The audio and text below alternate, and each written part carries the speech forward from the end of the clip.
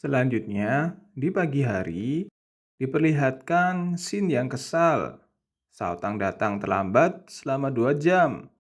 Padahal bagi Saotang, kalau dia terlambat sebentar, Saotang pun bekerja dengan asal-asalan, di mana deterjen dimasukkan ke dalam kulkas, serta makanan dan yang lainnya pun dijadikan satu. Hadiah. Shin pun menebak bahwa Saotang belum pernah bekerja. Akan tetapi, Saotang menjawab dengan percaya diri bahwa ia sudah pernah bekerja menggali lubang besar dan mengubur karung goni misterius bersama ayahnya. Karena sudah sangat kesal, Shin meminta agar Sakamoto memecat Saotang karena dia tidak cocok dengan suasana toko yang damai. Tapi Saotang berkata, jika di tempat ini memang tidak ada suasana itu sejak awal. Dengan santai, Sakamoto menyuruh mereka berhenti bertengkar dan meminta Shotang meminta maaf jika datang terlambat. Shin dan Shotang merasa ada yang aneh. Sakamoto jadi lebih banyak berbicara dari sebelumnya. Shin merasa jika hari ini bos terlalu banyak bicara. Shin juga heran karena selama bertahun-tahun ia mengenalnya, ia belum pernah dengar Sakamoto banyak berbicara seperti itu. Biasanya dia hanya berbicara singkat. Sakamoto kemudian beranjak dari kursinya. Kemudian, Sakamoto satunya datang dari luar toko. Mereka berdua semakin terkejut melihat ada dua orang Sakamoto. Apakah Sakamoto punya kembaran Sakamoto lain? Sakamoto yang baru saja datang dengan santai berjalan melewati semuanya. Ia lalu duduk di kursi kasir dan membaca koran, seolah-olah tidak ada apa-apa di hadapannya.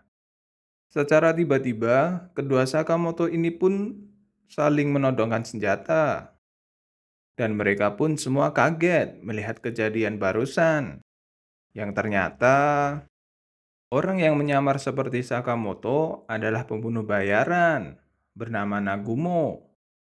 Ia menyebut jika Sakamoto belum kehilangan taringnya. Shin pun terkejut melihat Nagumo yang mampu berubah wujud dengan cepat.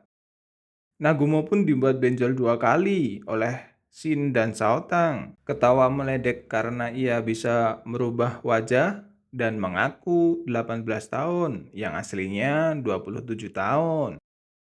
Kedatangan Nagumo ingin memberitahu kalau kepala Sakamoto dihargai 1 miliar yen. Hadiah itu telah diinformasikan oleh Asosiasi Pembunuh Bayaran dan akan diposting online besok. Di tengah obrolan itu, kurir pizza malah datang mengantar pesanan Sakamoto. Pizza itu pun lalu ditaruh di meja Sakamoto dengan harga hampir 3.000 yen. Lalu Nagumo melanjutkan obrolan bahwa beberapa orang sudah mendengar kabar itu.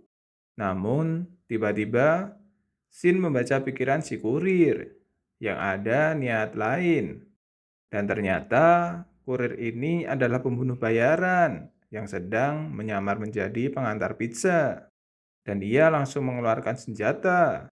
Tapi dengan santainya, Sakamoto asik makan pizza dan bodoh amat dengan si kurir. Si kurir itu pun menyandera Nagumo dan mengancam akan membunuhnya. Namun, si kurir ini tidak tahu kalau Nagumo adalah orang yang berbahaya. ねえ、本当だったでしょ。Tiba-tiba, Nagumo berada di belakang si pengantar pizza dan mencekiknya.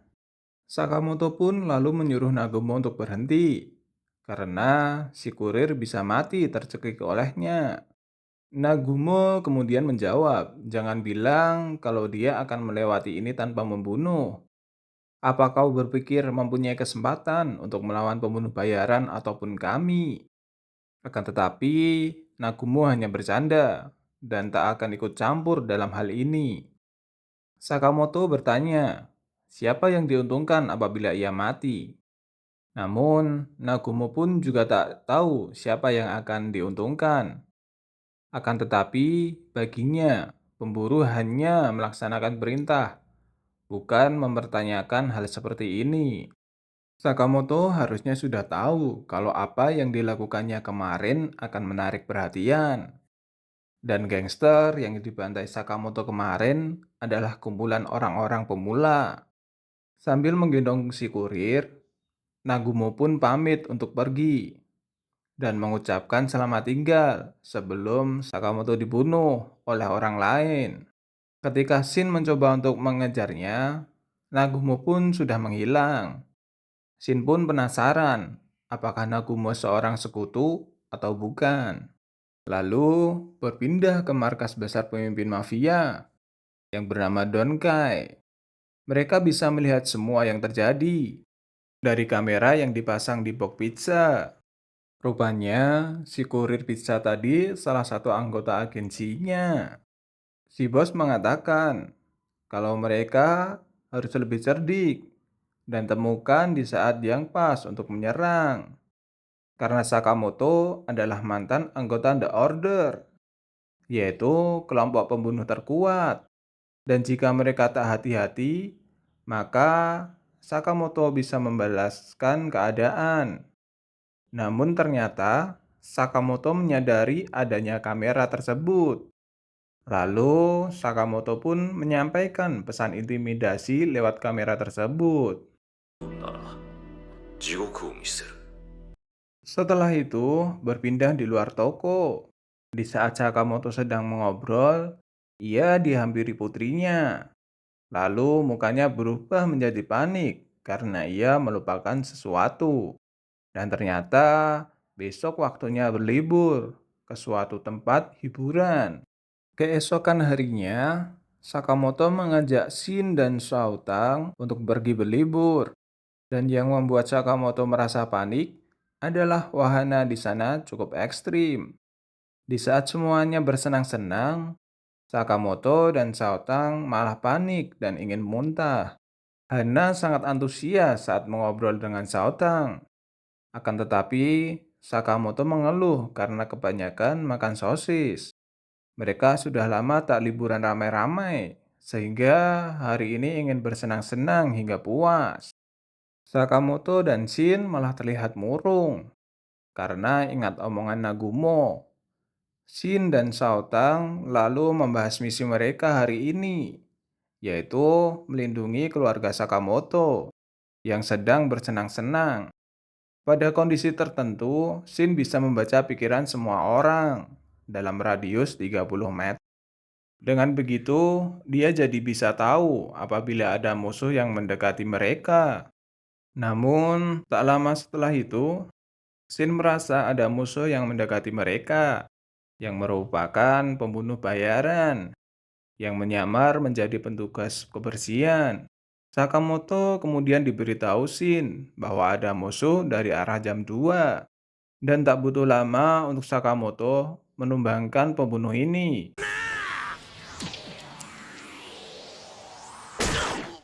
Petugas itu pun langsung dibawa ke tempat sepi oleh Shin dan Shaotang. Pulpen di tubuhnya pun masih tertancap di dadanya, akan tetapi tak sampai membunuhnya. Namun tanpa disadari, Shin dan Shaotang sedang diawasi oleh pembunuh lain yang tak jauh berada di sana. Di tempat tersebut, orang ini mempunyai ide untuk tak memikirkan apa-apa saat mendekati Sakamoto.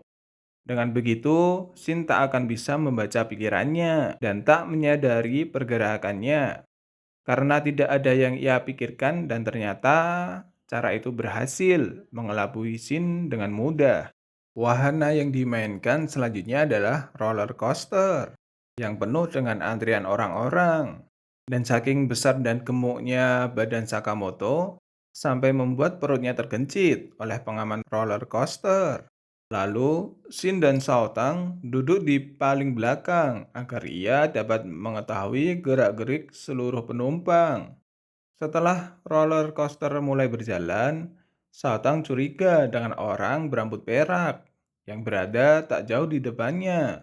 Namun, Shin tak yakin dengan orang tersebut karena ia tidak memikirkan apapun. Orang itu pun mendengar percakapan mereka, sehingga ia berpikir apakah dia ketahuan. Dia pun berusaha untuk tidak menarik perhatian, kemudian melihat ke arah Shin dan Shaotang dengan tatapan dingin dan mulai mengeluarkan aura negatifnya. Shin lalu menyadari jika ia adalah musuh. Saat roller coaster mulai bergerak, Shin berusaha melepaskan pengamannya, tapi roller coaster sudah melaju dengan sangat cepat. Lantas, si rambut perak mengeluarkan pistolnya. Lalu, Shin langsung menghubungi Sakamoto bahwa ada musuh dengan rambut perak di belakang. Musuh itu pun segera menembak ke arah Sakamoto. Akan tetapi, Sakamoto menggunakan kacamatanya untuk menahan tembakan itu. Si rambut perak menyadari jika Sakamoto menggunakan kacamata anti peluru. Sementara itu, Shin masih terus berusaha untuk melepaskan pengamannya. Saat roller coaster turun, disitulah Shin mulai beraksi melepas pengaman musuh dan mereka berakhir mendarat di lintasan.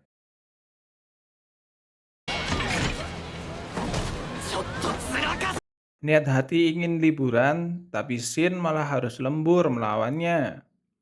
Si rambut perak pun masih bersikap santai, meskipun tadi hampir mati karena Shin. Namun, tiba-tiba Shin hampir tertabrak oleh roller coaster yang melaju sangat cepat. Dan ketika Shin melompat menghindari roller coaster, si rambut perak langsung menyerang hingga menggores kaki Shin karena ia tidak dapat menghindarinya. Akibat goresan itu, Shin menjadi sempoyongan. Si rambut perak mengatakan bahwa pisaunya mengandung racun, dan tak lama lagi Shin akan mati. Penglihatan Shin kemudian menjadi kabur dan tak jelas. Si rambut perak ini pun merasa bahwa ia sudah menang, dan ia berkata, "Semakin kau berpegang pada hidup, maka akan semakin lemah dirimu." Meskipun Shin sudah hampir tidak dapat melihat, Shin masih sanggup untuk melawan si pria perak.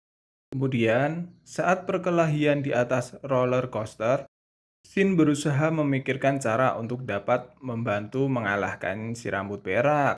Dan Shin mendengar keinginan Hana untuk melihat Sugar Bunny. Dan tanpa diduga, si rambut perak mengeluarkan sebilah pisau untuk menghabisi Shin.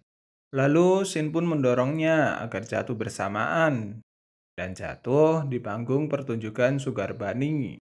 Para penonton pun mengira bahwa itu bagian dari pertunjukan. Dan entah sejak kapan, Shin sudah memakai kostum Sugar Bunny. Para penonton yang awalnya bingung pun langsung kembali menyoraki dan memberi semangat Sugar Bunny. Si rambut silver yang masih berbicara omong kosong pun langsung dihajar oleh Shin. Dan ternyata Sakamoto dan keluarganya juga sudah ada di tribun penonton untuk menyaksikan pertunjukan Sugar Bunny. Aoi tanpa tegang melihat pertunjukan itu karena adegannya seperti pertarungan sungguhan. Tapi Sakamoto tampak sangat fokus melihat pertarungan itu. Dan Aoi menyebut jika Sakamoto terlihat seperti anak kecil karena sangat menikmati pertunjukannya. Ternyata melalui pikirannya, Sakamoto memberi arahan kepada Shin, sehingga Shin dapat menghajar musuh tanpa melihat.